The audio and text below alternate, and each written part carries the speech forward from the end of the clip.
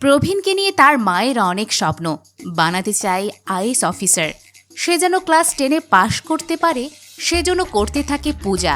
প্রবীণ class 10-এ কোনো মতে 35 mark নিয়ে পাশ করলেও মা যেন এতেই খুশিতে আত্মহারা হয়ে যায়। অন্যদিকে প্রবীণের লেখাপড়ায় কোনো মন নেই, সারাদিন থাকে প্রেম নিয়ে ব্যস্ত। একটা চাকা খায় তো আরেকটা ধরে। এর মধ্যেই মা একদিন গুরুতর অসুস্থ হলে প্রবীণের জীবন টোটালি বদলে যায়। আর এই বদলে যাওয়ার শেষ দিনগুলো দেখে গ্যারান্টি দিয়ে বলতে পারি আপনিও ইমোশনাল হবেন। আর এই জেনারেশনের সবার এই মুভিটা একবার হলেও দেখা উচিত। সেটা কেন বলছি তা না হয় আজকের এক্সপ্লেনেশন থেকেই যাচাই করবেন। তাহলে আর কথা না বাড়িয়ে অন্যতম সেরা ইন্সপিরেশনাল মুভি ইয়থের ফুল এক্সপ্লেনেশন শুরু করা যাক। গল্পটা প্রবীণ এবং তার ফ্যামিলির। প্রবীণ ক্লাস 10-এর এক্সাম দিয়ে কোনো চিন্তা ছাড়াই কাঁথা মুড়ি দিয়ে ঘুমালেও মা সরজার যত চিন্তা তার ছেলের রেজাল্ট নিয়ে। ছেলে যেন পাশ করে এজন্য সারাক্ষণ পূজা অর্চনা করে। শুধু তাই নয়, প্রবীণের পুরো স্কুল জীবনই মা সরজা শুধু পুজো করেই কাটিয়েছে যেন তার ছেলে পড়াশোনা ভালোভাবে করে। অন্যদিকে বাবা উন্নিকৃষ্ণা প্রবীণের প্রতি পুরোই উল্টো। সে জানে তার ছেলে কেমন, এজন্যই মাথায় তুলে নাচে না। শুধু তাই নয়, উন্নিকৃষ্ণা মনে করে তার ছেলের জন্য আজকাল তার ওয়াইফ তাকে আর পাত্তাই দেয় না। আর তাই তো প্রবীণ তার চক্ষুশূল হয়ে দাঁড়িয়েছে। উন্নিকৃষ্ণার নিজস্ব বেকারের ব্যবসা আছে, যেটা নিজেই দেখে থাকে। মা ছেলেকে নিয়ে সারাক্ষণ পড়ে থাকায় উন্নিকৃষ্ণাও তার না হওয়া প্রেমের কাহিনী ভুলভাল ইংলিশে শুনিয়ে রিভেঞ্জ নেয়। আর এটা অনেক দিন ধরেই চলে আসছে, তাই প্রবীণ এবং তার মা এতে অভ্যস্ত। রেজাল্টের দিন মা ভিড় ঠেলে রেজাল্ট শিট নিতে কম্পিউটারের দোকানে আসলেও প্রবীণ কোনো টেনশন ছাড়াই বাইরে বসে আইসক্রিম খায়। মা রেজাল্ট শিট হাতে পেয়েই ভয়ে ভয়ে সবগুলো সাবজেক্টের নাম্বার চেক করলে দেখে সব সাবজেক্টেই 35-34 পেয়ে পাশ করেছে। এইটা দেখেই মা খুশিতে চিৎকার করে ওঠে। এতে সবাই ভেবে নেয় বোধহয় টপ করেছে। মায়ের চিৎকারে প্রবীণ নিজেও খুশি হয়, অর্থাৎ শুধুমাত্র পাশ করাতেই তার মা এত খুশি হয়েছে। তো অটোতে করে যাওয়ার পথে মা প্রবীণকে বলে, ক্লাস 10-এ তুমি 35 করে পেয়েছ, মানে ক্লাস 12-এ তুমি 85 মার্ক পাবে। তার মানে তুমি ভবিষ্যতে আইএএস অফিসার হতে যাচ্ছ। মায়ের এই কথাতে প্রবীণ অবাক তো হয়ই, বেশি অবাক হয় অটো ড্রাইভার। সে বলে, ক্লাস 10-এ আমি 80 মার্ক পেয়ে আজকে অটো ড্রাইভার, আর আপনার ছেলে 35 মার্ক পেয়ে কিনা আইএএস অফিসার হবে? এর চেয়ে হাস্যকর আর কিছুই হতে পারে না। মা তখন শুনিয়ে দেয়, আপনি পারেন নাই সেটা আপনার ব্যর্থতা, আমার ছেলে ঠিকই পারবে। অন্যদিকে বাবা উন্নিকৃষ্ণা জানে তার ছেলে পাশই করবে না, তাই ব্যাপারটা নিয়ে ভাবেই না। তখনই সরজা ছেলেকে নিয়ে এসে খুশি মনে জানায়, আমার ছেলে পাশ করেছে। এতে করে উন্নিকৃষ্ণার মুখ যেন শুকিয়ে যায়। জানতে চায় টোটাল মার্কস কত পেয়েছে। সরজা 200 মার্কের কথা বললে উন্নিকৃষ্ণা সেলফ জানিয়ে দেয়, প্রবীণকে দিয়ে পড়াশোনা হবে না, তাই আমি আর পড়াতে পারবো না। এখন থেকেই সে ব্যবসা দেখবে। সরজা বলে, আমার ছেলেকে আমি যে করেই হোক পড়াবো, কাউকে আমার দরকার নেই, আমি নিজেই পড়াবো। তাই সেদিনই 11th ক্লাসের ভর্তি করানোর জন্য নিয়ে আসে একই স্কুলে। কিন্তু প্রিন্সিপাল জানিয়ে দেয়, আপনার ছেলেকে আমাদের স্কুলে ভর্তি করাতে পারবো না। তখন সরজা প্রিন্সিপালকে মনে করিয়ে দেয় আগের বারের অ্যাডমিশনের কাহিনী। সেবার প্রিন্সিপাল নিজে প্রবীণের প্রশংসা করে অ্যাডমিশন করিয়েছে, কিন্তু এবার প্রিন্সিপাল রাজি হয় না। সরজা তখন তার কষ্টের কথা বলতে থাকে। বিয়ের অনেক দিন পর বাচ্চা হয়েছিল তার, তাকে অনেক কষ্ট করে বড় করেছে। এসব কিছু শুনে প্রিন্সিপাল বলে, আর শোনাতে হবে না, 5 বছর ধরে একই গল্প শুনছি। সরজা এবার বিষ খেয়ে আত্মহত্যার অভিনয় করে। এতে করে প্রিন্সিপাল আর না করতে পারে না। প্রবীণের অ্যাডমিশন হয়ে যায়। প্রবীণ এতে অবাক হয়ে বাড়ি যাওয়ার পথে মাকে জিজ্ঞেস করে, কিভাবে কি করলে মা? মা এবার জানাই, বিষ খাওয়ার ভয় দেখিয়েছি। এইটা শুনে প্রবীণও অবাক হয়। অবাক হয়ে বলে, এমন অভিনয়ের কি দরকার আছে? মা জানাই, এরকম একটা বিষের বোতল বাড়িতেও থাকে, তোমার বাবাকে ভয় দেখানোর জন্য। বাড়ি এসে উন্নিকৃষ্ণা সরজাকে দিয়ে দেয় তার মায়ের দেয়া স্বর্ণ। এই স্বর্ণ সরজা অনেকবারই বন্ধক রেখে টাকা নিয়ে বিভিন্ন কাজ করিয়েছে। এবারও সে বন্ধক রেখে প্রবীণের স্কুলের পেছনে খরচ করবে, তা উন্নিকৃষ্ণা খুব ভালো করেই জানে, এজন্য দিয়ে দেয়। সেই সময় প্রবীণ কোনো টেনশন ছাড়া খাবার খেতে থাকলে বাবা তার উপরে রাগ দেখায়। সেই সময় প্রবীণের এক বন্ধু বাড়িতে আসলে মা সাবধানে প্রবীণকে বাড়ি থেকে বের করে দেয়, যাতে বাবার হাতে কথা শুনতে না হয়। প্রবীণ বন্ধুর সাথে আসে খেলার মাঠে। সেখানে বন্ধু প্রবীণকে জিজ্ঞেস করে, তোর বাড়িতে এরকম ঝামেলা লেগেই থাকে কেন? প্রবীণ জানাই, আমি হচ্ছি আমার মায়ের জান, কিন্তু বাবার ভবঘুরে ছেলে। প্রিন্সিপালের কাছেও আমি শুধুই ঝামেলা, কিন্তু আমি এসবের কোনো তোয়াক্কা করি না। তোয়াক্কা করি শুধু লাভে। আমার অনেক লাভ করার ইচ্ছা আছে। স্কুল জীবনে অনেক করেছিও। স্কুলে সবাই দিব্যার পেছনে ঘুরত, কিন্তু দিব্যি আমার পেছনে ঘুরত। তবে দুঃখের বিষয়, আমাদের বাস ছিল আলাদা, তাই আমাকে অন্য বাসে উঠতে হতো। কিন্তু সেখানেও আফসোস নেই, প্রিয়া তার পাশের সিট সবসময় আমার জন্য ফাঁকা রাখত। তার সাথে এভাবে প্রতিদিন বাসে করে স্টপেজ পর্যন্ত আসতাম। এলাকার দোকানদারের মেয়ের সাথেও আমার প্রেম ছিল, আরও অনেক প্রেম করেছি। প্রবীণ তার লাভ স্টোরি শেয়ার করতে থাকলে এক বন্ধু জানিয়ে দেয় সবকিছু উল্টো, অর্থাৎ প্রবীণকে কেউ আসলে পাত্তা দেয়নি, শুধু একটু দিত দোকানদারের মেয়েটা। কিন্তু প্রবীণ আর এসব ভাবে না। নতুন ক্লাসে উঠেছে, এবার তার অনেক লাভ হবে। পরের দিন থেকে প্রবীণ এবং তার 3 বন্ধু নতুন ক্লাস শুরু করে। দ্বিতীয় দিন ছিল হোমওয়ার্ক। তারা 4 জনের একজনও হোমওয়ার্ক করেনি, তাই ক্লাস থেকে তাদেরকে বের করেই দেওয়া হয়। ক্লাসের বাইরে 4 জন বোরিং সময় কাটাতে থাকলে পাশের ক্লাসরুম থেকে টিচার এক মেয়েকে বের করে দেয়। প্রবীণ যেন মেয়েকে প্রথম দেখাতেই পটানোর চেষ্টা করে, কিন্তু মেয়েটি কোনোই পাত্তা দেয় না। পরের দিনের ক্লাসেও 4 বন্ধু এবং ওই মেয়েকে ক্লাসরুম থেকে বের করে দিলে প্রবীণ এবং মেয়েটির মাঝে বন্ধুত্ব ঘটে। এভাবে আরও কয়েকদিন চলতে থাকে। একদিন মেয়েটি ক্লাসের বাইরে প্রবীণকে না দেখে আফসোস করে। ওইদিকে প্রবীণও চায় আজকেও যেন ক্লাসরুম থেকে তাকে বের করে দেয়। এজন্য নিজে থেকেই একটা অপরাধ করে বসে। এতে বাইরে এসে আড্ডা দেয়, কিন্তু বন্ধুরা যেতে চায় ক্যান্টিনে খেতে। প্রবীণ মেয়েটিকেও যেতে বললে মেয়েটি জানায় টিচার বকা দেবে, তাই প্রবীণকে বন্ধুদের সাথে ক্যান্টিনে আসতে হয়। সেখানে এসে মেয়েটিকে মিস করতে থাকলে একটু পর মেয়েটিও চলে আসে। তার অর্ডার করার খাবার মেয়েটিকে দেয়। এরপর জিজ্ঞেস করে তোমার নাম কি? মেয়েটি জানায় তার নাম প্রেষিকা। প্রবীণও তার পরিচয় দেয়। প্রবীণ এরপর জানতে চায় প্রতিদিন কেন তাকে ক্লাসরুম থেকে বের করে দেওয়া হয়। প্রেষিকা বলে আমার ক্লাস চলাকালীন ক্ষুধা লাগে, তাই অন্যের খাবার খেয়ে ফেলি। এজন্য প্রতিদিন টিচারের বকা খেয়ে আমাকে ক্লাসরুমের বাইরে থাকতে হয়। এটা শুনে প্রবীণ বলে আর তোমাকে খাবার নিয়ে চিন্তা করতে হবে না, আমার বাবার বেকারির দোকান আছে, আগামীকাল থেকে আমি তোমার জন্য খাবার নিয়ে আসব। যে কথা সেই কাজ। আগামীকাল প্রবীণ তার বাবার দোকান থেকে খাবার নিয়ে এসে প্রেষিকাকে দেয়। দুজনের মধ্যে প্রেমের সম্পর্ক আরও গভীর হয়। এই পর্যায়ে সিন শিফট করে নিয়ে আসা হয় প্রবীণের মা বাবার দিকে। সরজা উন্নিকৃষ্ণাকে জানায় তার ভাই একটা অনুষ্ঠানের নিয়ন্ত্রণপত্র ড্রাইভারের হাতে পাঠিয়েছে। উন্নিকৃষ্ণা ব্যাপারটা ভালোভাবে নেয় না। এতে বোঝা যায় উন্নিকৃষ্ণার সরজার ফ্যামিলির সাথে তেমন ভালো সম্পর্ক নেই, কিন্তু সরজার ভালোর জন্য ভাইয়ের বাসায় আসে। সরজা দেখে তার ভাই অনেক বড় বাড়ি করেছে, কিন্তু ভাবি এবং ভাই তাদের পাত্তা না দিয়ে অন্যদের নিয়েই বিজি থাকে, যা সরজাকে কষ্ট দেয়। এজন্যই উন্নিকৃষ্ণা তখনই সরজাকে নিয়ে বাড়িতে চলে আসে। বাড়ি এসে সরজা শুধু কান্না করতে থাকলে উন্নিকৃষ্ণা সান্ত্বনা দিয়ে বলে তারা এখন অনেক বড় মানুষ, তাই পাত্তা দিল না। যখন আমরা অনেক বড় হব তখন ঠিকই পাত্তা দেব। এটা বলার পর উন্নিকৃষ্ণা জিজ্ঞেস করে আমি কি তোমাকে খুশি রাখতে পেরেছি? আমার সাথে তুমি না আসলে আজ তোমার বড় ঘরে বিয়ে হতো, ওরকম বড় বাড়ি থাকতো, যেটার কিনা এখন কিছুই নেই। সরজা জানায় আমি অবশ্যই তোমাকে পেয়ে খুশি আছি। আমাদের প্রবীণ আছে, আর কি লাগে? প্রবীণ একদিন অনেক বড় হবে, আমাদেরও সব কিছু হবে। অন্যদিকে প্রবীণ হিসাব মেলাতে থাকে প্রেষিকাকে বিয়ে করতে পারবে কিনা, আর হিসাব মিলিয়েও ফেলে। এতে করে প্রবীণ খুবই খুশি হয়। বন্ধুদের সাথে নেচে গিয়ে বলে প্রেষিকার সাথে সে কমিটমেন্ট করতে যাচ্ছে। তখনই প্রেষিকা এসে প্রবীণকে বলে তুমি স্কুলের মধ্যে আর কথা বলবে না। সবাই ভাবছে আমরা প্রেম করছি, কিন্তু তা তো সত্য নয়। আমার বাবা পুলিশ, আমি চাই না আমার বাবা তোমার কোনো ক্ষতি করুক। প্রেষিকার থেকে এসব কথা শুনে প্রবীণের মন খারাপ হয়ে যায়। বন্ধুরা প্রবীণের সাথে মজা নিতে আসে। প্রেষিকাকে একটা কলেজ পড়ুয়া ছেলে পছন্দ করে। সে ছেলে বন্ধুদের সাথে নিয়ে প্রেষিকার সাথে কথা বলতে আসলে প্রবীণকে তার বন্ধুরা বলে ওই যে দেখ প্রেষিকার বয়ফ্রেন্ড। এতে প্রবীণ আরও কষ্ট পায়। অন্যদিকে প্রেষিকা প্রপোজ করতে আসা ছেলেটিকে জানিয়ে দেয় সে অন্য কাউকে ভালোবাসে, আর সেটা অন্য কেউ নয়, প্রবীণ। ছেলেটি ছ্যাঁকা খেয়ে প্রবীণকেই মারা শুরু করে। প্রবীণ তাকে মারার কারণ জানতে চাইলে ছেলেটি বলে প্রেষিকা আসলে তোকে ভালোবাসে। এটা শুনে প্রবীণ আকাশে উঠতে শুরু করে। প্রেষিকা বাড়ি যাওয়ার জন্য বাসে উঠেছিল। প্রবীণ সেখানে এসে বলে তুমি আমাকে যখন ভালোই বাসো তাহলে তখন কথা বলতে নিষেধ করেছ কেন?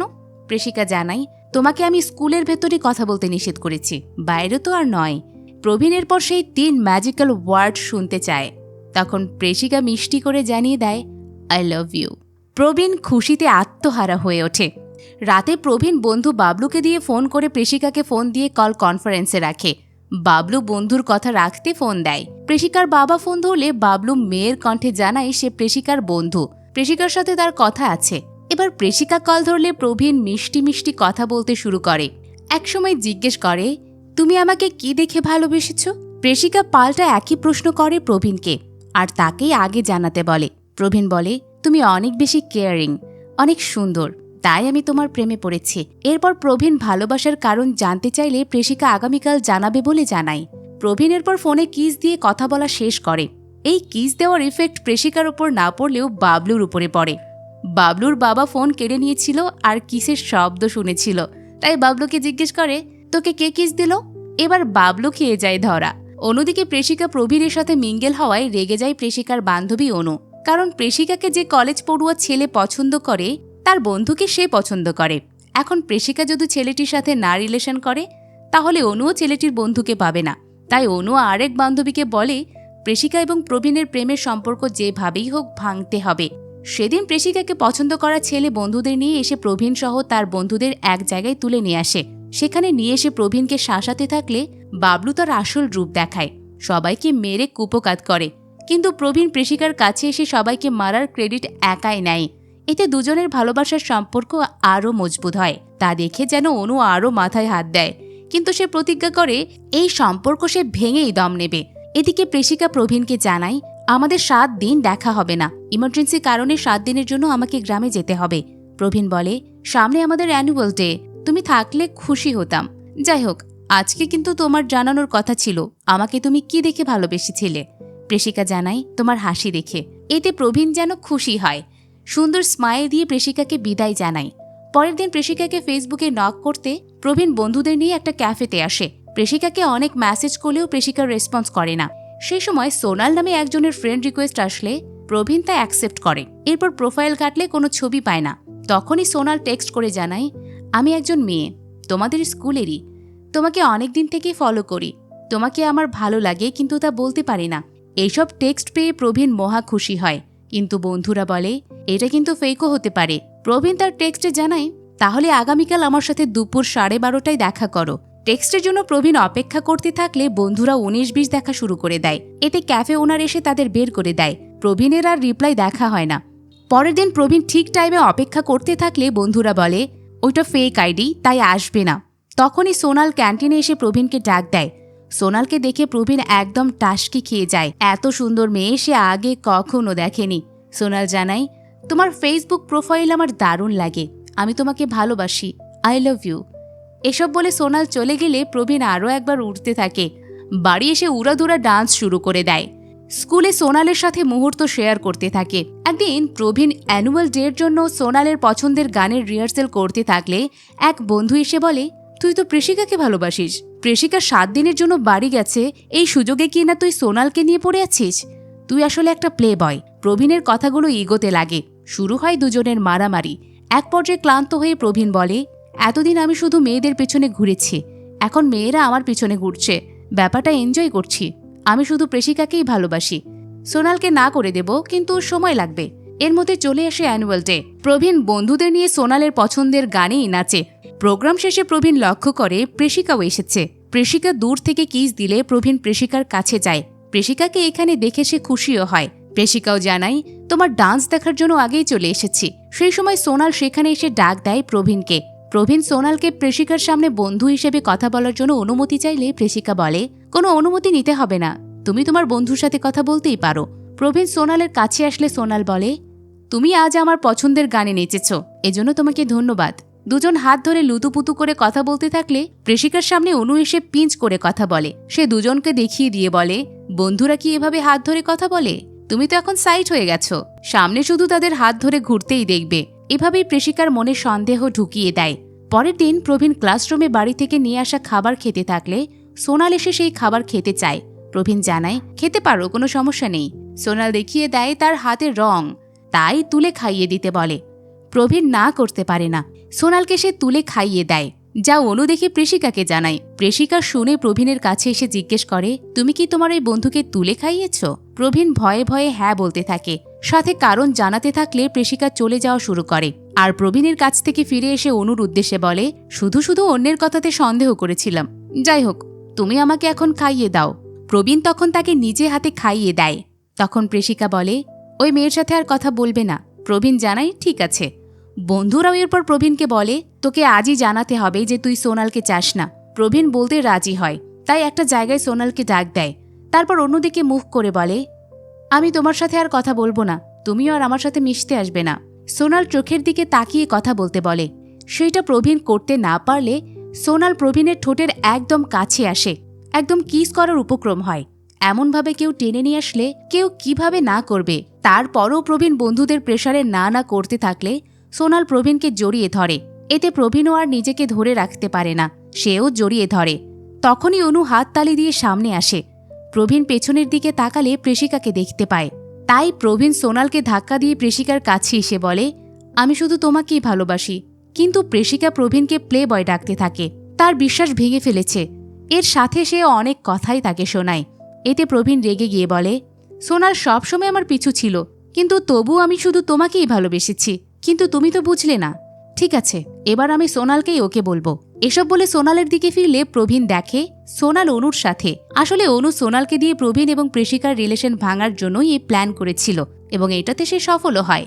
সোনাল এবং অনু তখন প্রবীণকে চড় মারার জন্য উদ্বুদ্ধ করলে প্রেষিকাও প্রবীণকে চড় মারে। রাস্তা দিয়ে সেই সময় প্রবীণের বাবা যাচ্ছিল, তাই চড় মারাটা তিনিও দেখে ফেলেন। বাবা দেখে ফেলায় প্রবীণ চিন্তায় পড়ে যায় যে মাকে সবকিছু বলে দেয় কিনা, কিন্তু বাবা কিছু বলে না। এতে প্রবীণ বুঝে যায় কিছু একটা প্ল্যান করছে। সকালে প্রবীণকে ঘুম থেকে দ্রুত উঠিয়ে উন্নিকৃষ্ণা আগে তার মোটরসাইকেল পরিষ্কার করিয়ে নেয়। পরিষ্কার করানোর পর মোটরসাইকেলে করে প্রবীণকে নিয়ে আসে বেকারিতে। সেখানে বেকারির যাবতীয় কাজ করিয়ে নেয় প্রবীণের কাছ থেকে। ব্ল্যাকমেইল করে প্রবীণের খাবারও মজা করে খায়। পরের দিন প্রবীণ তার বন্ধুদের বলে, বাবা ব্ল্যাকমেইল করে সব কাজ তাকে দিয়ে করায়। এসব কিছু হয়েছে সোনালের জন্য, তাই সোনালকে আমি দেখে নেব। তখনই পিটি স্যার অ্যানাউন্সমেন্ট করে একটা ট্যুরের। প্রবীণ তাই ডিসিশন নেয় এই ট্যুরেই সোনালকে মজা দেখাবে। পরের দিন ট্যুরে ঘুরতে এসে একের পর এক ছেলে সোনালকে প্রপোজ করতে থাকে। এতে সোনাল বেশ অকওয়ার্ড সিচুয়েশনেই পড়ে, তাই বলেই ফেলে, একটা মেয়ের সাথে কি কেউ এমন করে? তখন সবাই বলে ওঠে, ছেলেদের ক্ষেত্রে সব জায়েজ না। সামনে আসে প্রবীণ। এরপর পুরো ট্যুর জুড়ে সোনালকে বিভিন্নভাবে টর্চার করতে থাকে। এতে সোনাল দূরে একটা জায়গায় একা বসে কান্না করতে থাকলে ক্লাসের ফার্স্ট গার্ল কানাগা এসে সান্ত্বনা দেয়, সাথে সব কথা শুনে কানাগা রেগে গিয়ে রাগ ছাড়ে প্রবীণের ওপর। বলে, বেশি বাড়াবাড়ি করলে পিটি স্যারকে বলে দেব। ক্লাসে অনেকবারই কানাগার সাথে কথা কাটাকাটি হয়েছে প্রবীণের, তাই বলে একেও দেখে নিতে হবে। এর মধ্যে সবাই ক্লাস 12-এ ওঠে। ক্লাসের প্রথম দিনে ক্লাসরুমে কানাগার সাথে ঝগড়া বাঁধিয়ে দেয় প্রবীণ। কানাগা তার ফ্যামিলির ছবি ফ্রেন্ডদের দেখাতে থাকলে প্রবীণ কানাগার বাবার ছবি নিয়ে মজা করতে থাকে। কানাগার বাবা ছিল টাকলা। প্রবীণ এটা নিয়ে মজা করতে থাকলে কানাগা কষ্ট পায়, বেঞ্চে মাথা লাগিয়ে কান্না করে। ক্লাসে টিচার আসলেও কানাগা ওভাবেই থাকলে প্রবীণ ভয় পেয়ে যায়। এই বুঝে কানাগা তাকে আবারও ফাঁসিয়ে দেয়। কিন্তু টিচার যখন তাকে জিজ্ঞেস করে তার কি হয়েছে, কানাগা বলে তার মাথা ব্যথা করছে, তাই চোখ দিয়ে পানি ঝরছে। এর আগে কানাগা বহুবার ফাঁসিয়েছে প্রবীণকে। এবার না ফাঁসানোই প্রবীণ যেন অবাক হয়। সবসময় শুধু মাথায় ঘুরপাক খায়, কেন সত্য জানালো না। ক্লাস শেষে তাই কানাগার কাছে এসে জিজ্ঞেসই করে, কেন তুমি স্যারকে আমার কথা বললে না? কানাগা কিছুক্ষণ ভেবে বলে, আমার ইচ্ছে হয়নি তাই বলিনি। এটা বলে চলে যেতে থাকলে প্রবীণ শুধু কানাগাকেই দেখতে থাকে। অর্থাৎ প্রবীণ কানাগারও প্রেমে পড়ে গিয়েছে। তাই পরের দিন থেকে প্রবীণ শুধু কানাগাকেই সারাক্ষণ দেখতে থাকে। কানাগাও যেন মিশে যায় প্রবীণের সাথে। প্রথমবার প্রবীণের সাথে খেতে আসে রাস্তার ননভেজ বিরিয়ানি। এমনিতে তার পুরো ফ্যামিলি ভেজিটেরিয়ান, কিন্তু সে ননভেজ খেতে চায়। এজন্য প্রবীণ দেখিয়ে দেয় কিভাবে খেতে হয়। দুজনের এখানে চলে বেশ খুনসুটি। পরের দিনের ক্লাসে এক টিচার এসে জানায়, আমাদের এক কর্মচারী মারা গিয়েছে, তাই আজ হাফ স্কুল আর আগামীকাল বন্ধ। মরার কথা শুনে কি একটু ইমোশনাল হবে, উল্টো সবাই খুশিতে লাফাতে থাকে। প্রবীণের মাথায় খেলতে থাকে অন্য কিছু। যেহেতু তার বাবা বেকারিতেই, তাই কানাগাকে মায়ের সাথে পরিচয় করিয়ে দেওয়ার প্ল্যান করে। এজন্য কানাগাকে বলে, আজ আমার মায়ের জন্মদিন, যদি তুমি বাসায় গিয়ে মাকে বার্থডে উইশ করো তাহলে মা অনেক খুশি হতো। কানাগা বলে, যেহেতু বার্থডে পালন করবে তাহলে আমি সহ ফ্রেন্ড সার্কেলের সবাই গেলে মা আরো বেশি খুশি হবে। প্রবীণ এবার আর না করতে পারে না, সবাইকে নিয়ে চলে আসে বাড়িতে। মাকে পরায় বার্থডে টুপি, কাটে কেক। কিন্তু মার তো আজকে বার্থডে না, তাই প্রবীণকে আড়ালে নিয়ে এসে জিজ্ঞেস করে, এসব কি হচ্ছে? আমার বার্থডে তো আজকে নয়। প্রবীণ বলে, বার্থডে আজকে হোক বা না হোক, আজকেই তোমার বার্থডে। তুমি শুধু ওই মেয়ের দিকে একটু বেশি ফোকাস রেখো। এরপর প্রবীণ কানাগার বেশি খাতিরদারি করতে থাকলে মা সেইটা ভালোভাবেই লক্ষ্য করে। শুধু কানাগাকে খাতিরদারি করায় অন্য ফ্রেন্ডরা জেলাস হয়। তাই প্রবীণ সবাইকে পাঠিয়ে দেয়। কানাগাও যেতে চাইলে প্রবীণ কানাগাকে আরেকটু থাকতে বলে, এতে মা খুশি হবে বলেও জানায়। কিন্তু মা প্রবীণের কথাগুলো শুনে আরো অবাক হয়। কানাগা আরো কিছুক্ষণের জন্য থেকে যায়। এর মধ্যে মা চা বানাতে গেলে কানাগা জানায়, বাড়িতে আমিই চা বানাই, তাই এখানেও বানিয়ে আপনাদের দেই। এই কথা শুনে প্রবীণের মনে লাড্ডু ফোটে। মনে মনে কানাগাকে বউ হিসেবে মেনেও নেয়। এমনকি দেয়ালে টানানো ফ্যামিলি ফটোতে কানাগাকেও বসিয়ে দেয়। একটু পর বাড়ি আসে বাবা উন্নিকৃষ্ণা। এসে সর্জার বার্থডে সেলিব্রেট দেখে অবাক হয়। সেই সময় কানাগা চা নিয়ে আসলে সর্জা জানায়, এইটা প্রবীণের ফ্রেন্ড। আরো অনেকে এসেছিল, তারা চলে গিয়েছে। কিন্তু বাবা ঠিকই বুঝতে পারে কাহিনীটা কি, তাই প্রবীণকে ইশারায় আগের ঘটনার কথা মনে করিয়ে দেয়। উন্নিকৃষ্ণা আবার কানাগার চায়ের প্রশংসা করলে প্রবীণ ধরেই নেয় সব স্যাটেল। এরপর কানাগা চলে যেতে চাইলে সবাই খাওয়া দাওয়া করে যেতে বলে, কিন্তু কানাগা থাকতে না চাইলে উন্নিকৃষ্ণা প্রবীণকে বলে অটো পর্যন্ত যেন এগিয়ে দিয়ে আসে। প্রবীণ কানাগাকে নিয়ে হাঁটতে থাকলে কানাগা বলে, তোমার বাসায় আজকে যাই এনজয় করেছি, মনে হয়েছে যেন আমারই বাসা। প্রবীণ কানাগাকে তখন বলে, এটা তোমারই বাসা। কানাগা না বুঝলে প্রবীণ বলে, আমার বাসা মানেই তো ফ্রেন্ডের বাসা। কানাগা আবারও জিজ্ঞেস করে, তুমি কি আমাকে কিছু বলতে চাও? কানাগার এই কথাতে প্রবীণের হার্টবিট ফার্স্ট হয়ে যায়। কি বলবে তা ভেবে পায় না, তাই জানিয়ে দেয় সে কিছু বলতে চায় না। কানাগা অটোতে উঠলে প্রবীণ দৌড়ে এসে কানাগাকে জিজ্ঞেস করে, তুমি কি কিছু বলতে চাও? কানাগা বলে, না তো।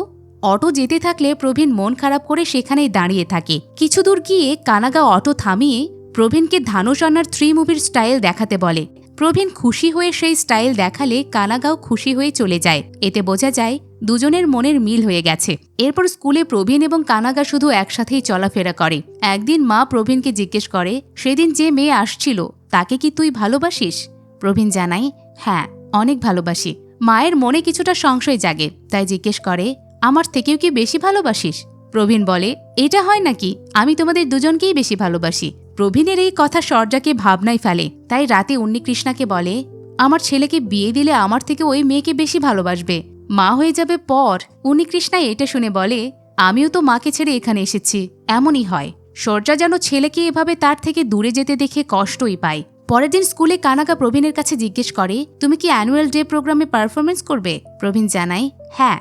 কানাগা সেখানে জানিয়ে দেয়, এখন থেকে যেটাই করবে সেটা আমার সাথে শেয়ার করবে। এদিকে প্রবীণ কিনা এখনো প্রোগ্রামের নামই দেয়নি। প্রোগ্রামের অথরিটি হচ্ছে সিদ্ধার্থ, যে কিনা বড়লোক ঘরের ছেলে, পড়াশোনাতেও ভালো, মেয়েরা তার পেছনে ঘোরে। প্রবীণ সিদ্ধার্থের কাছে প্রোগ্রামের নাম লেখাতে আসলে সিদ্ধার্থ একে তো প্রোগ্রামের লিস্টে প্রবীণের নাম দেয়ই না, সেই সাথে অপমান করে। প্রবীণও ছেড়ে কথা বলে না। প্রোগ্রামের দিন সিদ্ধার্থের পারফরমেন্সের সময় ঘরে বন্দি রেখে প্রবীণ তার বন্ধুদের সাথে পারফরমেন্স করে। পারফরমেন্স কানাগা সহ সবাই বেশ এনজয় করে। কিন্তু প্রোগ্রাম শেষে সিদ্ধার্থ রেগে যায় প্রবীণের ওপর। হাতাহাতি শুরু হলে সেখানে কানাগা চলে আসে। সিদ্ধার্থকে দূরে যেতে বললে সিদ্ধার্থ বলে, তুমি কার সাফাই গাইছো? সে তো একটা প্লে বয়। কানাগা বলে, প্রবীণ প্লে বয় কিনা তা আমি খুব ভালো করেই জানি, তুমি দূরে চলে যাও। সিদ্ধার্থ দূরে চলে যেতে বাধ্য হয়। কানাগা প্রবীণের হাত ধরে সেখান থেকে প্রবীণকে নিয়ে যেতে থাকে। এতে করে প্রবীণ যেন আরও বেশি কানাগার প্রেমে হাবুডুবু খায়। এরপর থেকে ক্লাসে শুধু প্রবীণ কানাগাকেই দেখতে থাকে। বন্ধুরা সামনে এসে বলে, তুই কি শুধু তাকেই দেখবি, আমাদেরকে দেখবি না? প্রবীণ তখন জানাই, আমার কানাগার প্রতি এমন লাভ হয়েছে যেমনটা আমার বাবা আমার মাকে করে। অন্য এক বন্ধু তখন প্রবীণকে বলে, তুই আসলেই বদলে গেছিস আর সত্যিকারের ভালোবেসেছিস।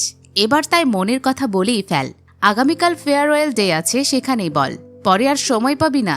পরের দিন ফেয়ারওয়েল ডেতে প্রবীণ কানাগাকে একটা জায়গায় ডেকে নিয়ে এসে মনের কথাগুলো বলতে থাকলে কানাগা বলে, তোমার থেকে আমি এসব এক্সপেক্ট করিনি, আমি তোমাকে বন্ধু হিসেবেই মানি, আর তুমি কিনা এসব ভাবলে?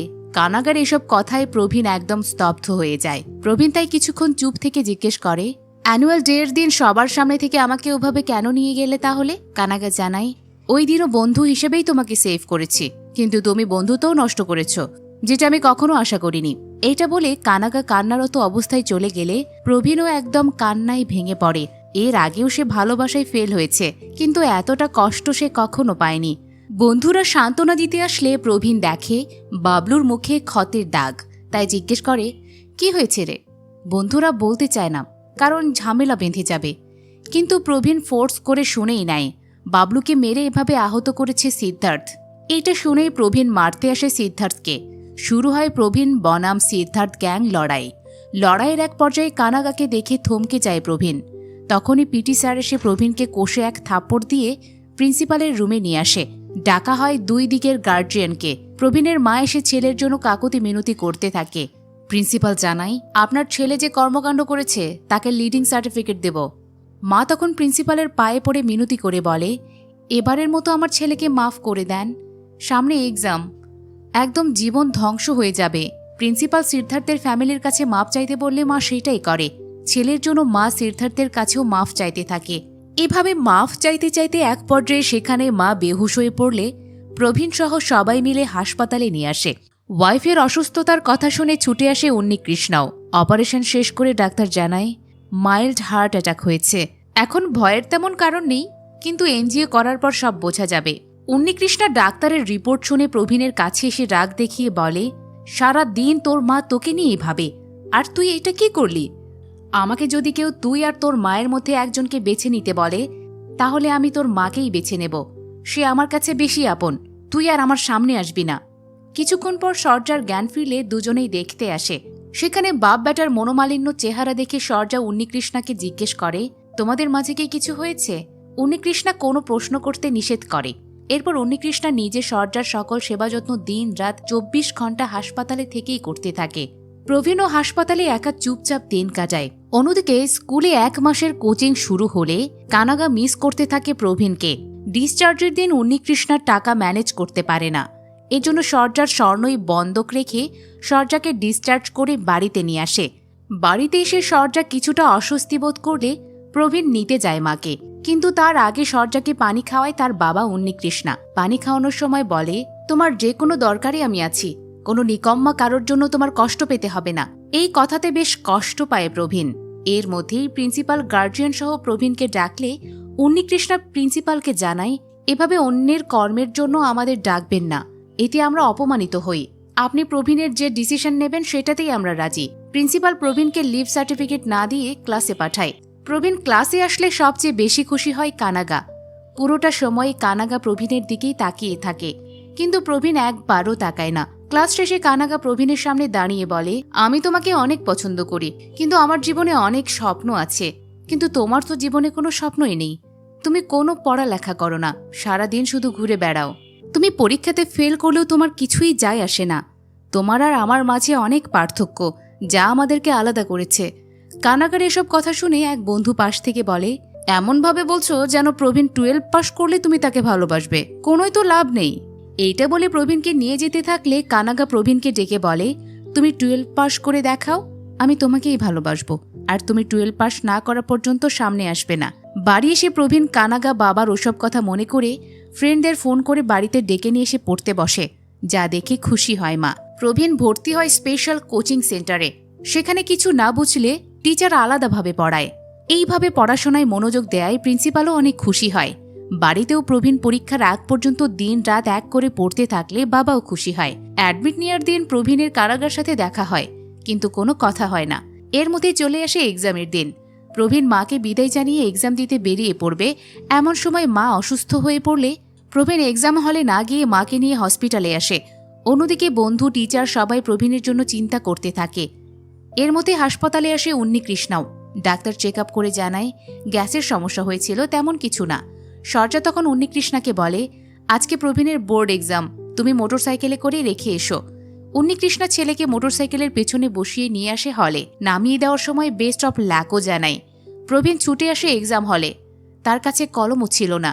বন্ধুর থেকে কলম নিয়ে প্রশ্ন দেখে সে যেন কাঁপতে থাকে, কিন্তু কিছুক্ষণ চুপ থাকার পরে লিখতে শুরু করে। সিন শিফট করে নিয়ে যাওয়া হয় একদম রেজাল্টের দিনের ভোরবেলা।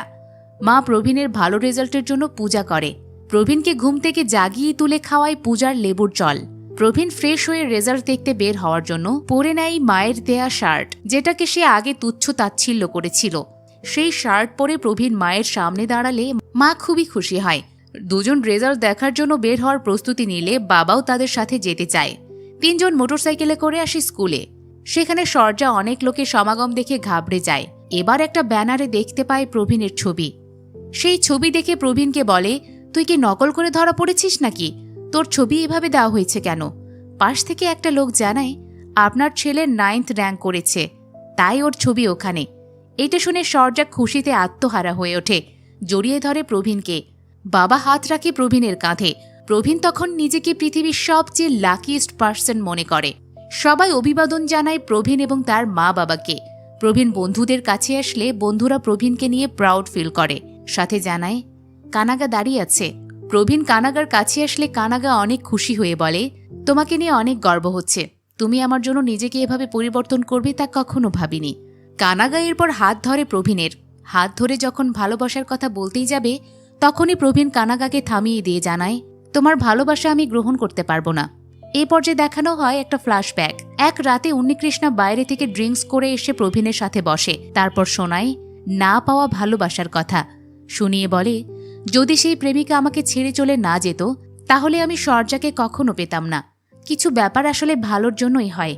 আমি পড়ালেখা করিনি, সারাদিন ভবঘুরে হয়েই চলাফেরা করি, তাই বাড়ি থেকে আমাকে বের করে দেওয়া হয়। সবাই আমাকে ছেড়ে চলে গেলেও সরজা আমাকে ছেড়ে চলে যায়নি। সরজা আমার সাথে আসে বলে তার ফ্যামিলি থেকেও দূরে চলে যায়। আমাদের একবেলা খাওয়ার মতো কিছু ছিল না, তারপরও সরজা আমাকে বেকারির মালিক বানিয়ে দেয়। বেকারির মালিক হয়েও যে কোনো প্রোগ্রামে আমাকে তুচ্ছ-তাচ্ছিল্য করত সবাই, কারণ আমি শিক্ষিত নই। ব্যাপারটাতে আমার চেয়ে বেশি কষ্ট পায় সরজা, তাই ঠিক করে তোকে মানুষের মতো মানুষ করে গড়ে তুলবে। তোকে নিয়ে তোর মায়ের অনেক স্বপ্ন, আমি সফল হতে পারিনি কারণ আমার সাথে তেমন কেউই ছিল না। তোর সাথে আমরা আছি, তোকে সফল হতেই হবে। এসব বলে উঠে যেতে থাকলে প্রবীণ কান্না করতে থাকে। তখন উন্নিকৃষ্ণা ফিরে এসে আবার বলে, তোকে আমি সবসময় বকাঝকা করি যাতে তুই আমার মতো না হোস, তোকে যেন আমার মতো অপদস্থ হতে না হয়, তাই সবসময় তোকে শাসন করতাম। তোকে তোর মা যেমন ভালোবাসে তেমন আমিও ভালোবাসি, তুই আর তোর মা ছাড়া তো আমার কেউ নেই। বাবার এসব কথা শুনে প্রবীণ কান্না করতে করতে তার বাবাকে জড়িয়ে ধরে। সিন নিয়ে আসা হয় প্রেজেন্ট ডেটে।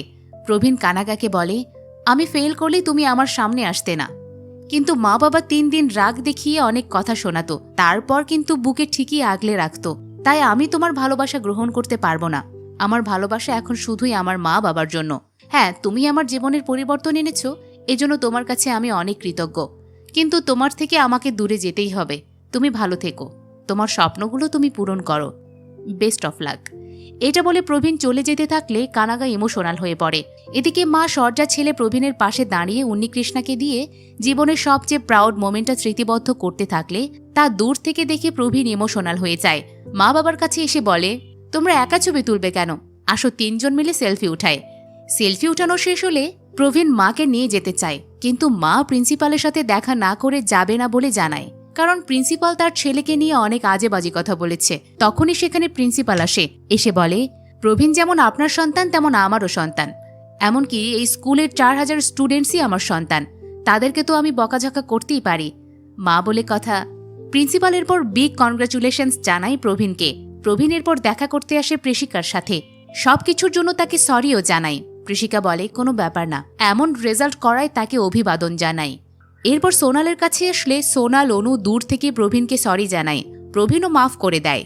বন্ধুদের মাঝে এসে দূর থেকে সিদ্ধার্থের সাথেও সবকিছু ঠিকঠাক করে নেয়। সবার সাথে দেখা করার পর প্রবীণ আরও একবার ভালো করে দেখে নেয় পুরো স্কুল ক্যাম্পাস। তারপর মা বাবার সাথে বাড়ি ফেরার পথে মাকে জিজ্ঞেস করে, 12 তো পাশ করলাম, এখন সামনে কোন সাবজেক্ট নিয়ে পড়াতে চাও, আমাকে নিয়ে তোমার স্বপ্ন কি? মা জানায়, আমার স্বপ্ন একটাই, তুই আইএস অফিসার হবি। প্রবীণ জানায়, আমি এটাই হয়ে দেখাবো, তোমার স্বপ্ন পূরণ করব। আবার বাবাকে জিজ্ঞেস করে, সেদিন আমাকে চর মারা দেখেও কেন মাকে কিছু জানাওনি? বাবা বলে, আমিও আমার প্রেমিকার থেকে চর খেয়েছিলাম, আর চর খাওয়ার পর আমার জীবনের পরিবর্তন এসেছিল, তাই ভেবেছি তোর জীবনেও পরিবর্তন আসবে, তাই আর তোর মাকে কিছু বলিনি। দুই বাব্বাটা এসব নিয়ে আলাপ করলে মা জিজ্ঞেস করে, এখানে কি কথা হচ্ছে? প্রবীণ জানায়, 2 পুরুষ মানুষের কথা মহিলার শুনতে নেই, আর এই খুনসুটির মধ্য দিয়েই শেষ হয় ইয়থ মুভি। এই মুভিটা এই জেনারেশনের সকলের একবার হলেও দেখা উচিত। এই জেনারেশন পড়ালেখা বাদ দিয়ে শুধু সারা দিন মোবাইল আর প্রেম নিয়ে ব্যস্ত থাকে, কিন্তু তাদের মা বাবা যে কত স্বপ্ন বুনছে তার কোনো হুঁশই নেই। তাই মুভিটা দেখলে ব্যাপারটা রিয়েলাইজ করবে যে মা বাবা সন্তানের জন্য কতটা স্যাক্রিফাইস করে। রোমান্স ইমোশন নিয়ে ইয়ুথ দারুণ একটা কাজ। আপনাদের কেমন লেগেছে তা জানিয়ে দিন কমেন্ট বক্সে। এতক্ষণ মিসেস মুভি এক্সপ্লেনারের সাথে থাকার জন্য ধন্যবাদ।